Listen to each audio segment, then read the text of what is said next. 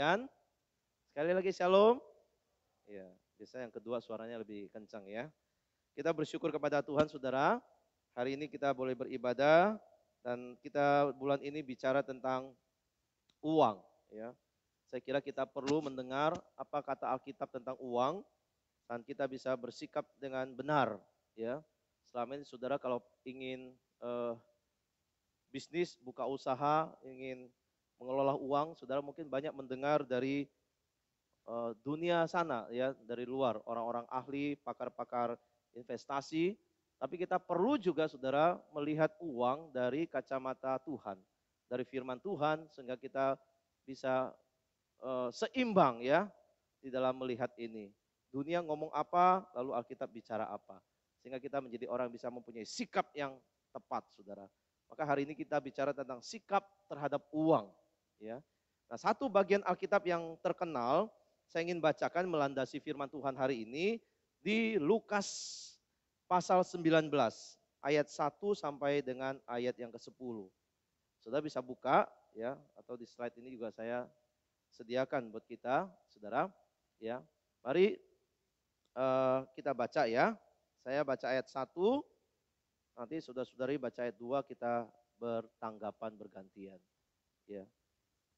Ayat 1, Sakeus judulnya. Yesus masuk ke kota Yeriko dan berjalan terus melintasi kota itu.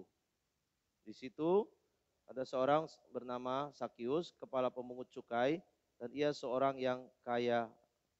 Yang ketiga, ia berusaha untuk melihat orang apakah Yesus itu, tetapi ia tidak berhasil karena orang banyak, sebab badannya pendek. Maka beralih ia mendahului orang banyak, lalu memanjat pohon ara untuk melihat Yesus yang akan lewat di situ. Ketika Yesus sampai ke tempat itu, ia melihat ke atas dan berkata, Sakeus, segeralah turun, sebab hari ini aku harus menumpang di rumahmu. Lalu Sakeus segera turun dan menerima Yesus dengan sukacita. Tetapi semua orang yang melihat hal itu bersungut-sungut katanya. Ia menumpang di rumah orang berdosa.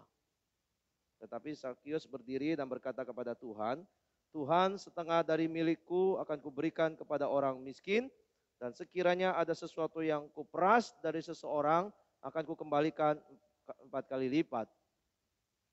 Kata Yesus kepadanya, hari ini telah terjadi keselamatan kepada rumah ini, karena orang ini pun anak Abraham. Sebab anak manusia datang untuk mencari dan menyelamatkan yang hilang. Sampai di sini pembacaan firman. Saudara, ada satu studi, satu penelitian dari Barcelona School of Management. Ya, ini para peneliti orang psikologi. Mereka mengatakan begini, makin banyak uang, makin banyak masalah. Ini kesimpulan dari penelitian itu. Makin banyak uang, makin banyak masalah. Setuju nggak saudara? Ya, setuju? Kalau gitu nggak boleh punya uang, saudara ya. Gitu ya.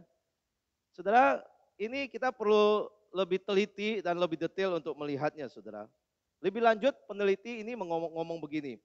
Meskipun uang itu banyak dan orang bisa berasosiasi, uang itu bisa mendatangkan kebahagiaan, tetapi pada akhirnya materi itu dapat berbalik sebagai serangan terhadap pribadi kita katanya.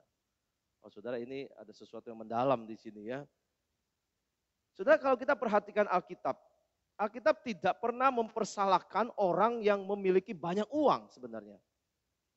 Misalnya Ayub itu orang yang kaya, Abraham orang yang kaya, di perjanjian baru juga ada orang kaya. Alkitab tidak pernah melihat uang menjadi masalah atau banyak uang menjadi masalah. Enggak saudara, yang menjadi persoalan utamanya adalah bukan uangnya, tetapi hati orang. Sikap hati orang, sikap kita, kecondongan hati kita terhadap uang, terhadap materi. Itu yang harus diwaspadai.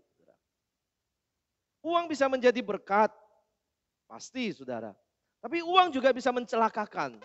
Jadi sangat tergantung kepada sikap hati kita melihat uang, memandang uang. Saudara, kalau hari ini dipercayakan uang yang tidak banyak lah, kita bukan orang kaya misalnya. Bagaimana kita bersikap terhadap uang? Apakah kita akan selalu merasa seperti orang yang kekurangan karena uang saya tidak banyak? Gitu ya. Apakah saya ini menjadi orang yang, aduh bagaimana cara ya supaya segala cara saya bisa dapatkan lebih banyak lagi gitu.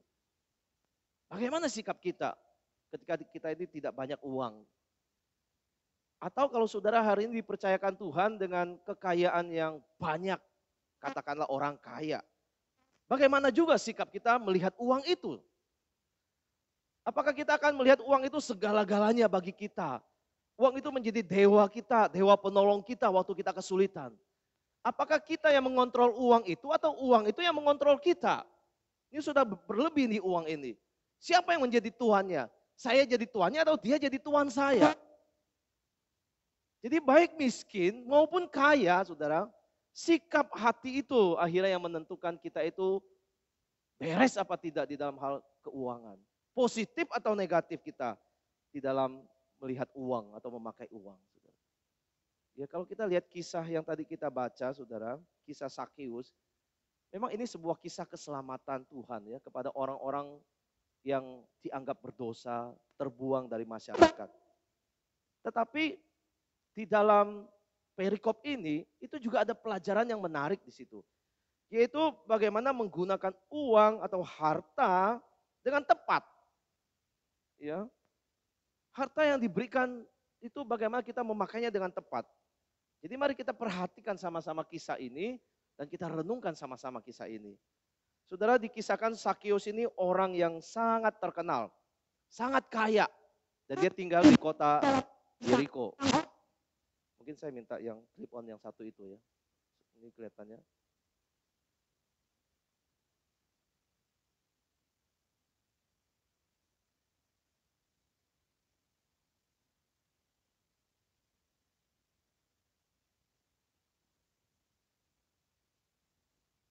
Oke. Sakeus ini dikisahkan sebagai orang yang kaya, ya, orang yang kaya dan terkenal di kota Yeriko. Dia tinggal di Yeriko, saudara. Yeriko itu boleh dikatakan seperti surga kecil di dalam dunia ini. Kenapa? Karena memang secara iklim dia tuh tropis, ya.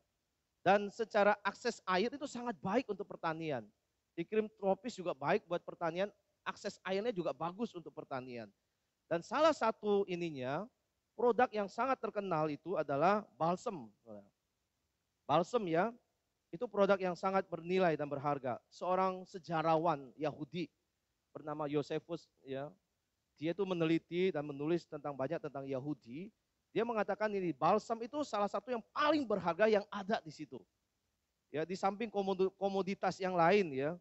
Jadi balsam itu harum wanginya dan menenangkan jiwa gitu. Ya seperti aroma terapi kali kira-kira gitu. Tapi ditambah ada khasiat yang lain yaitu khasiatnya bisa menyembuhkan penyakit tertentu. Jadi ini sangat berharga komoditas ini ya. Di samping ada komoditas pertanian yang lain dan ini sangat menghasilkan pajak yang tinggi bagi pemerintahan Romawi. Dan kita bisa tebak saudara, para pemungut cukai itu juga diperkaya oleh karena kemakmuran seperti ini. Apalagi seorang kepala pemungut cukai. Kalau para pemungut cukai aja nih bawahannya aja bisa mendapat sumber kekayaan berlebih, apalagi kepala pemungut cukai, otaknya ini yang mengatur semuanya ini, saudara. Jadi seorang yang namanya Sakeus itu betul-betul kaya, terkenal, punya jabatan. Dia itu ditempatkan di salah satu kantor pajak utama di tanah Palestina. Jadi ada 3 kantor pajak di sana, ada di Kapernaum, ada di Kaisarea, dan satu di Yeriko. Dan dia ada di Yeriko di situ. Wah ini seperti kepala kantor pajak mungkin di kota Jakarta di salah satu yang paling terkenal, saudara ya. Dan apa yang menjadi hal yang menarik di sini adalah dia seorang terkenal, seorang kaya, seorang punya jabatan, tapi tertarik dengan Tuhan Yesus yang seorang miskin. Seorang yang biasa dari keluarga tukang kayu yang miskin. Dia di kota besar, saudara. Mungkin boleh dikatakan kota yang terkenal, metropolitan. Tapi ada orang dari daerah datang ke kota, namanya Tuhan Yesus. Wah, apa menariknya sehingga dia begitu tertarik ingin ketemu Tuhan Yesus. Nah saudara, ini satu berita yang mungkin waktu orang desa masuk kota, Tuhan Yesus dari Nazaret masuk kota begitu. Ini berita yang gempar ya barangkali ya. Gempar sehingga membuat begitu banyak orang datang untuk melihat, mengerumuni, mengelilingi Tuhan Yesus. Termasuk juga si pejabat ini, orang kaya Lazarus ini. Juga penasaran, dia begitu tertarik, ingin datang, ingin mendekati dan ingin lihat seperti apa Tuhan Yesus itu. Ketertarikannya begitu kuat ya di dalam hatinya untuk bertemu Tuhan Yesus. Cuma persoalan dia adalah dia terhalang dengan postur tubuhnya yang pendek. Postur tubuh pendek, dia nggak bisa menerobos kerumunan yang ramai itu. Ya kayaknya nggak ada celah itu dikelilingi itu ya kalau seperti orang demonstrasi itu mau lewat aja udah susah. Dia Yesus dikelilingi orang banyak, dia susah untuk menerobos ke situ. Dan dia juga berusaha pasti untuk coba lihat, coba masuk, coba naik begitu ya. Coba lebih tinggi saudara. Tetap usahanya gak berhasil dengan cara begitu. Tetapi dia tidak berhenti ya. Tekadnya, ketertarikannya begitu kuat sehingga dia siap melakukan apapun yang dia bisa lakukan demi bisa melihat Tuhan Yesus. Saudara barangkali ini mirip dengan ini saudara ya.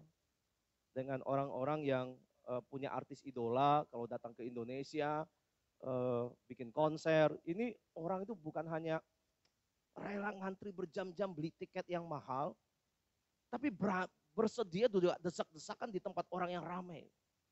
Demi bisa lihat artis idolanya, orang yang dikaguminya itu. Ya, kalau terhalang, dia akan berusaha dengan cara apapun untuk bisa lihat artis idolanya. Bahkan di gambar tengah itu bisa naik ke pundak orang lain supaya lebih tinggi daripada yang lain. Ataupun duduk di tribun yang sebenarnya nggak boleh didudukin. Ya, ataupun apapun ya, supaya bisa lihat cara apapun dilakukan. Jadi kalau orang sudah punya tekad bulat itu, bisa menerobos apa aja ya, bisa melakukan apa aja untuk di situ. Demikian juga Lazarus saudara. Ya Lazarus. Dia berusaha cari tahu, kira-kira Tuhan Yesus akan lewat jalan mana kalau lewat jalan ini. Dia akan lewat di mana, dia akan belok ke kiri apa ke kanan. Dia memprediksikan itu, lalu dia berlari secepat mungkin mendahului banyak orang. Dilewatin, dan dia pakai strategi lihat satu pohon yang dekat pinggir jalan, lalu dia naik ke atasnya saudara. Oh saudara ini bukan tindakan yang lazim ya. Buat seorang yang mungkin udah terkategori, tergolong berusia, tergolong juga kaya, orang penting, punya jabatan, melakukan hal yang tanda kutip memalukan juga dirinya. Kan bisa jadi bahan tertawaan seperti ini. Tapi dorongan sekali ini, dalam hati untuk ketemu Tuhan itu begitu besarnya, begitu kuatnya. Sehingga dia bersedia melakukan hal yang tidak lazim atau memalukan demi bisa bertemu dengan Tuhan Yesus. Tuhan Yesus tepat seperti prediksi di dalam hati Sakeus ini. Yesus akan lewat jalan ini. Benar, rupanya betul. Tuhan Yesus lewat situ dan lihat ini orang ada di atas pohon. Lalu Tuhan berkata, Sakeus, segeralah turun, sebab hari ini aku harus menumpang di rumahmu. Saudara di atas pohon dengar kalimat ini seperti satu surprise, berita baik, berita yang sangat menggembirakan. Ini tidak pernah dia bayangkan ada kalimat seperti ini. Saya ini orang berdosa, tapi Tuhan mau berkata, aku mau menumpang di rumahmu. Saya ini orang yang tidak layak, saya orang yang mungkin kalau ketemu saya, orang mungkin berpaling muka, menjauhi saya, menyingkirkan diri dari saya. Tapi siapa orang ini yang mau menumpang di rumah saya? Ya, kalau dia tawarin orang rakyat pun mungkin rakyat menolak untuk tinggal di rumahnya. Tapi siapa Tuhan Yesus ini? Mau datang ke rumah orang berdosa ini. Dia tidak pernah bisa membayangkan betapa kalimat ini sungguh-sungguh menggetarkan hatinya. Menghancurkan juga kekerasan hatinya. Dan bahkan mengubah hatinya menjadi penuh dengan sukacita. Wah, kata-kata ini sungguh-sungguh membuat dia bersyukur sekali. Bersukacita. Dia senang. Dia gembira dengan undangan ini. Atau kesediaan Tuhan Yesus untuk datang ke rumahnya. Dan Tuhan Yesus saya kira juga pasti senang untuk menumpang di rumah ini. Ya. Saudara, hanya ada 2 orang mungkin dalam kasus ini, dalam cerita ini yang senang dengan hal ini. Sakeus senang, Tuhan Yesus senang. Tapi selebihnya orang-orang yang di situ bagaimana? Mereka jengkel, mereka nggak senang.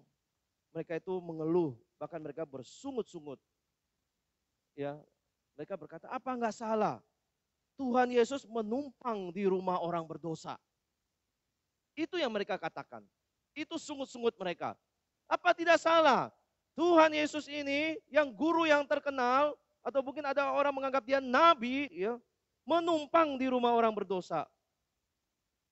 Sudah, ini kadang-kadang perspektif masyarakat itu sangat-sangat judgmental sifatnya, ya. Semua orang juga berdosa. Tetapi kenapa menghakimi orang berdosa sesama orang berdosa gitu. Mungkin kadang-kadang kita juga seperti itu, ya, merasa diri lebih suci, lebih baik dari orang, lebih hebat daripada orang, lalu menganggap diri orang rendah, lalu menghakimi orang, dia orang berdosa. Tuhan Yesus pun tidak mengatakan Sakeus ini sebagai pendosa. Tuhan tahu kok semua orang berdosa. Tapi kenapa harus menghakimi orang berdosa dan harus mencibir atau bersungut-sungut? Kenapa Tuhan Yesus harus menumpang di rumah orang berdosa? Nah, saudara, Tuhan Yesus memang datang untuk mencari orang berdosa di ayat 10 tadi. Sebab anak manusia datang untuk mencari dan menyelamatkan yang hilang. Dia mencari saudara dan saya, orang berdosa yang terhilang. Kita mestinya bersyukur, anugerah Tuhan tiba pada kita, dan kita turut juga bergembira bersama.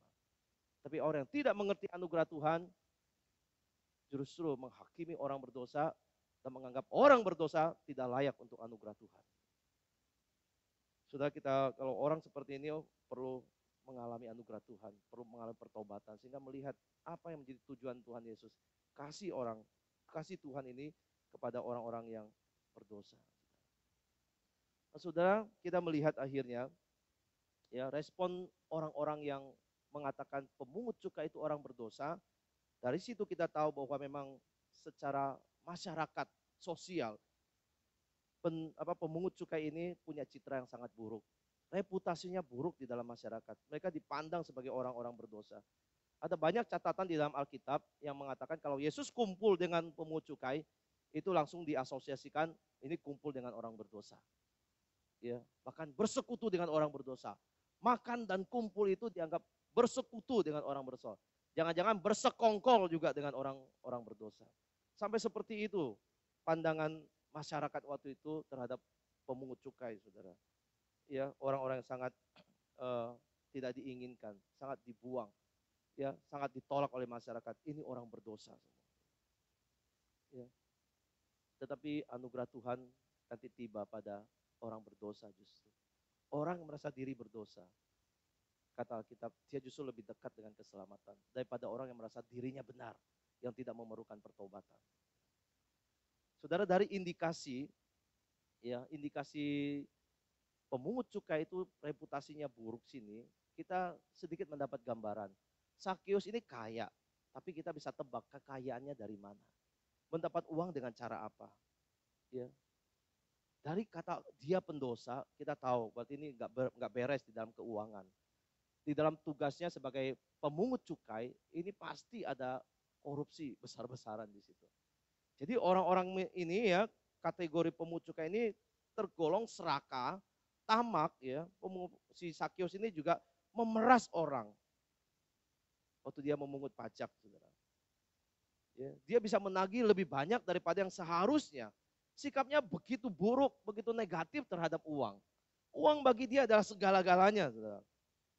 Dan dia pakai kekuasaannya yang diberikan pemerintah Romawi sebagai kepala pemungut cukai untuk memeras rakyat, orang-orang sebangsanya. Yang kaya mungkin masih punya uang setelah diperas. Tapi yang miskin bagaimana?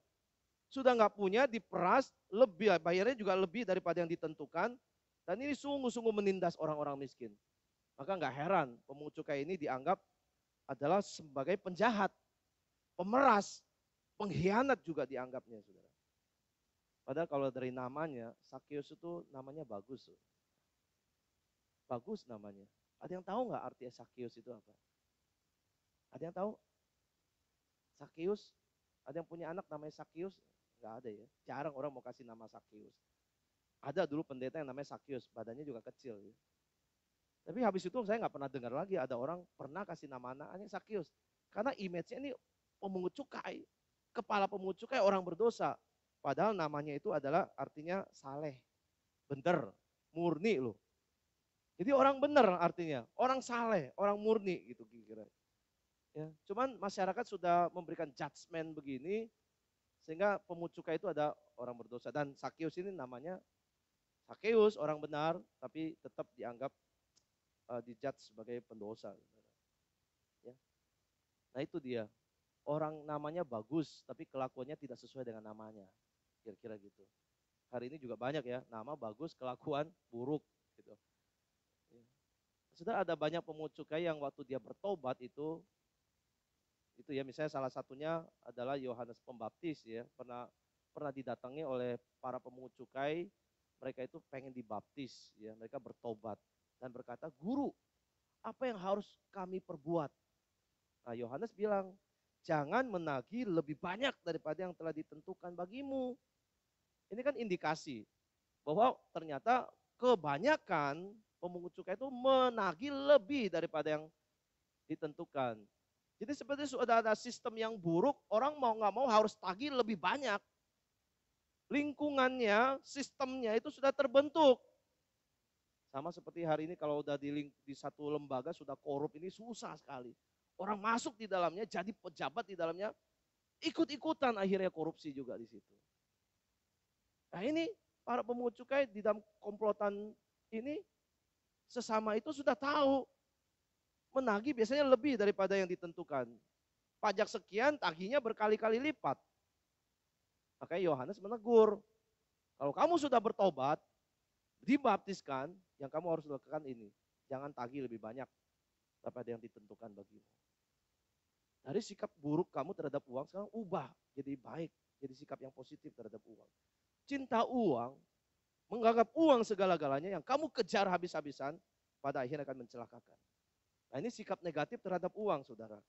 Ya karena uang hari ini kita lihat, banyak keluarga bisa pecah, saudara, karena uang. Kakak adik bisa ribut, berantem soal warisan. Anak dan orang tua juga bisa ribut karena harta keluarga yang ditinggalkan. Orang bisa bunuh-bunuhan demi rupiah yang gak terlalu banyak. Itu semua sikap hati yang negatif terhadap uang. Bahkan ada orang bisa menjual dirinya karena uang. Menjual imannya karena uang, saudara. Semua ini adalah hal yang negatif tentang uang. Mereka mengejar uang, mereka terikat dengan uang, dan mereka melihat uang adalah segala-galanya. Sakeus ini dulu juga begitu. Dia juga orang-orang yang terikat dengan uang. Tapi waktu ketemu Tuhan Yesus, apa yang terjadi? Waktu dia bertemu dengan Tuhan Yesus, itu mengubahkan dirinya. Prinsip hidupnya, bahkan karakternya berubah. Sudah perubahan ini yang pertama-tama kali dilihat itu adalah di dalam hal keuangan. Ya, di dalam hal keuangan. Sikapnya itu berkata begini ya, dia langsung melontarkan satu kalimat. Kalau ada orang ya, setengah daripada hartaku akan ku berikan kepada orang miskin. Dan apabila ada orang yang kuperas, aku akan kembalikan 4 kali lipat. Wah, ini kalimat Tuhan Yesus tahu ini bukan kalimat bohong-bohongan, saudara. Ini bukan kalimat klise, bukan kalimat menipu, kalimat yang memang manis di mulut, tapi sebetulnya enggak dari hati. Ini spontan, keluar dari mulut seorang pendosa yang bertemu dengan Tuhan Yesus dan mengalami perubahan. Ini tidak direncanakan pasti. Ini muncul spontan, tidak dikarang-karang. Tapi inilah pernyataan imannya dan pernyataan pertobatannya. Ini adalah statement of faith ya. Pernyataan iman seorang yang bertobat, yaitu Lazarus ini. Saudara, kita masing-masing punya statement of faith lah. Ya, waktu kita berdosa, kita diselamatkan, kita langsung mengaku percaya kepada Tuhan. Tapi ini unik ya. Pertobatan Sakeus ini unik, dari cara pun unik, dari statementnya pun unik. Ya, soal harta ini dia mau bagikan separuh dan dia mau balikin 4 kali lipat ini. Ini unik. Maka Tuhan Yesus juga langsung memberikan sebuah konfirmasi bahwa hari ini telah terjadi keselamatan kepada rumah ini karena orang ini pun anak Abraham. Tuhan tahu isi hati seseorang kok waktu dia tulus menyatakan iman atau tidak. Tuhan tahu. Tuhan maha tahu. Maka Tuhan waktu berkata ini orang adalah anak Abraham. Tuhan Yesus sudah tahu ini orang diselamatkan. Orang ini pun orang beriman. Seperti Bapa orang beriman. Jadi Sakeus mengerti sekarang. Ya, apa yang paling utama di dalam hidupnya. Dulu mungkin dia mengandalkan harta, yang dia kejar harta, maka dia berusaha kumpulkan harta sebanyak-banyaknya. Sekarang materi yang dia miliki ini tidak bisa dibandingkan dengan dia menerima Tuhan Yesus. Dia bertemu Tuhan Yesus, dia berjumpa dengan Tuhan Yesus. Kristus sekarang jauh melebihi semua kekayaannya. Dia tidak lagi terikat pada harta, tapi dia mengikat dirinya kepada Tuhan. Sudah area keuangan dalam hatinya Sakeus, di mana itu paling berpotensi dia jatuh di dalam dosa di hal keuangan. Sekarang dia berubah. Dulu dia memeras, dulu dia serakah, tapi sekarang dia bermurah hati. Sekarang dia memberi. Sudah setiap orang tuh punya area tertentu dalam diri kita yang kita itu sangat potensial untuk jatuh di dalam dosa. Ada orang jatuh di dalam wanita, hal wanita. Ada orang jatuh di dalam kekuasaan. Ada orang jatuh di dalam keuangan. Ada orang jatuh di dalam banyak hal, popularitas ataupun prestasi. Banyak saudara. Dan kita harus waspada itu. Ya, saya kira apa yang terjadi pada Sakeus ini perubahan di dalam dirinya, di dalam area di mana dia jatuh dalam dosa, sekarang sudah berubah dan diselamatkan oleh Tuhan. Ya, makanya dia sangat bermurah hati, memberi, berbagi kepada orang lain. Inilah yang banyak terjadi di dalam diri orang percaya, di mana ketika mengalami kasih Tuhan, berjumpa dengan Tuhan, merubah sikap hati mereka terhadap uang. Ada banyak contoh. Sudah kalau lihat jemaat mula-mula, di Kisah Rasul pasal 2 ayat 44 sampai 45, dan semua orang yang telah menjadi percaya tetap bersatu dan segala kepunyaan mereka adalah kepunyaan bersama. Dan selalu ada di antara mereka yang menjual harta miliknya, lalu membagi-bagikannya kepada semua orang, sesuai dengan keperluan masing-masing. Sudah ini kan baru terjadi waktu mereka terjadi pertobatan dalam gereja mula-mula, jemaat mula-mula. Ini ada sikap hati yang sangat-sangat indah dilihat. Sangat murah hati dan sangat mau memberi dan berbagi kepada orang lain. Ada lagi jemaat di Makedonia, di 2 Korintus 8 ayat 2 sampai 3. Selagi dicobai dengan berat dalam berbagai penderitaan, sukacita mereka meluap dan meskipun mereka sangat miskin, namun mereka kaya dalam kemurahan. Aku bersaksi bahwa mereka telah memberikan menurut kemampuan mereka, bahkan melampaui kemampuan mereka. Sudah ada kemampuan lebih akhirnya, meskipun miskin tapi bisa tetap memberi lebih daripada kemampuan. Sudah ini dorongan dari hati yang sudah mengalami kasih Allah, anugerah Allah, sehingga mereka menjadi orang yang bermurah hati, saudara. Ini semua perubahan sikap yang positif di dalam hal keuangan. Dalam keuangan, saudara sekalian, memberi ya, ini adalah sikap positif terhadap uang. Ya, orang-orang yang memahami bagaimana memakai uang dengan benar, memuliakan Tuhan dengan uang, ini semua ada contoh sikap positif di dalam menggunakan uang. Dan saya berharap kita sebagai jemaat Tuhan, jemaat GKK, kita sudah mengenal Tuhan, mengalami anugerah Tuhan, kasih Tuhan, rasa syukur kita kepada Tuhan. Kita bisa memakai uang itu dengan tepat. Pemahaman kita diajar bagaimana menggunakan uang dengan baik. Bukan menjadi orang yang cinta uang, tapi orang yang lebih cinta Tuhan daripada cinta uang. Bukan menjadi hamba uang, karena kita adalah hamba Allah semuanya. Bukan hamba dosa, bukan hamba uang, tapi kita hamba Allah. Bukan memakai uang untuk memuaskan keinginan berdosa, tapi pakai uang dengan benar dan akhirnya memuliakan Tuhan. Bukan menjadi serakah, bukan menjadi tamak, tapi menjadi orang yang bermurah hati dan belajar memberi. Belajar memberi. Sakeus memberi.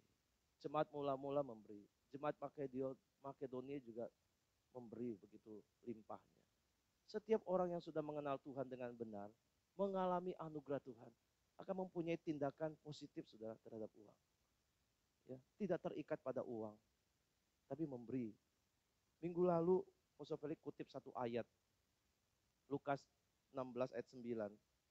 Ya, Aku berkata kepadamu, ikatlah persahabatan dengan menggunakan mamon yang tidak jujur, supaya jika mamon itu tidak dapat menolong lagi, kamu diterima dalam kemah abadi, saudara. Jangan mengikat diri dengan mamon, dengan uang. Tapi justru ikat persahabatan melalui uang. Ya, melalui uang. Banyak orang mengikatkan diri menjadi hamba uang. Salah. Itu negatif sekali. Tapi justru kita harus ikat persahabatan dengan orang lain menggunakan uang kita. Kita bisa jadi berkat dan berbagi di situ. Bermurah hati kepada orang lain. Itu membangun persahabatan dengan memberi. Saudara, saya punya anak yang kedua ini ya. Dia kan punya makanan kesukaan, punya mainan kesukaan itu ya. Misalnya dia suka dengan es krim ya. Dia itu sulit sekali untuk berbagi. Sulit. Banyak juga anak-anak kecil tuh kalau punya sesuatu yang dia suka itu pelit mau kasih orang. Dia menganggap ini punya dia, yang dia dapatkan ya, hasil usaha dia meskipun dia minta dengan merengek-rengek, ini punya dia. Dia nggak akan kasih ke orang lain. Lalu saya pikir bagaimana mengajar anak ini untuk bermurah hati gitu ya, memberi gitu. Baru semalam ya, saya beliin es krim. Ya, dia suka es krim, saya beliin es krim. Waktu dia nikmati es krim, di tengah-tengah dia menikmati es krimnya, saya minta saudara, es krimnya. Minta, apa minta 1-2 suap. Saya mau lihat dia kasih apa enggak. Bukan saya suka es krimnya, bukan. Bukan saya juga pengen ngurangin jatahnya, bukan. Tapi maksud saya dia harus belajar berbagi. Dia sudah dapat loh, satu utuh, satu gelas gitu. Saya hanya minta 1-2 suap. Saya ingin dia mengerti, kamu dapat kemurahan, kamu berbagi loh, kepada orang yang minta atau membutuhkan. Gitu. Ya, itu. Jadi jangan terikat dengan ininya, tapi ikat persahabatan melalui apa yang kamu punya. Jadi itu saya lakukan, sering-sering saya lihat dia minta ini, minta beli makan ini, saya selalu minta. Bukan karena saya sekali lagi mau ngurangin jatahnya atau suka, tapi demi supaya dia ingat, dia harus berbagi. Kita juga sama saudara, kita menerima banyak kemurahan dari Allah, waktu Tuhan minta kita sedikit, jangan kita seperti anak kecil yang menahan, atau kita mau berbagi, atau kita mau memberi. Memberi kepada Tuhan ataupun memberi kepada sesama, sesama kita. Sewaktu kita belajar memberi, kita itu menunjukkan kita nggak terikat dengan harta. Justru kita mengikat persahabatan dengan orang lain melalui uang yang kita berikan itu. Ini yang dimaksud dengan ayat ini. Dan ini sudah dikhotbahkan, saudara. Saudara, di kemarin juga Sabtu sore, sekitar jam 5 ya, saya itu lagi main ngobrol sama satu pemilik restoran di Pademangan sini. Saya ngobrol dengan dia, tiba-tiba masuk satu ibu-ibu dengan 2 kontainer yang dia bawa, dan dia jualan kue ternyata. Dia jualan kue, dia berkata, saya cuman ada saya di dalam restoran itu ya, sama pemiliknya ngobrol. Pak, katanya, saya ini udah keliling seharian, jualan saya belum laku sedikit pun. Bener gak sih belum laku? Saya samperin ya, dia kan di depan, saya samperin, saya lihat, dia buka kontainernya, ya juga sih, masih banyak dagangannya, kue-kue pasar, jajanan basah begitu, dimikain, harganya berapa bu? Semua 20.000, 30.000. Ya, bener ya, kue segitu, harganya segitu ya. Ah iya so ya, ibu-ibu ya, saya nggak tahu harganya. Ya, cuma isinya 4, isi 5, tapi harganya 30.000. Oke lah, saya bilang. Saya nggak pengen beli sebenarnya. Saya udah makan, tapi di bang saya udah keliling sehari dari udah jam 5, gak ada yang beli katanya. Sudah melihat dia ngomong begitu, melihat penampilannya, tergerak juga saya akhirnya. Tergerak, saya beli kuenya. Tapi bukan karena saya suka, bukan karena saya pengen makan, tapi saya pengen bantu karena tergerak. Dan kuenya saya bagikan ke orang lain. Saya kasihkan ke security di gereja ini, saya bagikan ke mereka. Sudah kalau kita digerakkan Tuhan seperti itu, bermurah hati, ini contoh kecil saja. Kita perlu memelihara hati seperti ini. Supaya kita itu nggak pikir ini uang buat saya semua, saya pakai buat saya semuanya, saya mengikat diri akhirnya dengan uang itu. Kita akhirnya menjadi budak uang. Tapi bangunlah persahabatan, ikatlah persahabatan dengan uang yang Tuhan berikan kepada kita. Bisa bantu orang ya bantu orang. Bisa berikan kepada Tuhan, berikan kepada Tuhan. Ya. Dan kita bisa menjadi berkat melalui apa yang Tuhan berikan. Biar Tuhan menolong kita sebagai umat Tuhan mengerti bagaimana kita bersikap positif terhadap uang. Jangan bersikap negatif yang terikat dengan uang. Tapi rilis, melepaskan diri ya dari uang dengan cara uang itu dipakai untuk membangun persahabatan. Seperti yang terjadi di dalam kisah ini, kita belajar berubah di dalam sikap kita mengelola uang yang Tuhan berikan kepada kita. Kiranya Tuhan memberkati, mari kita berdoa.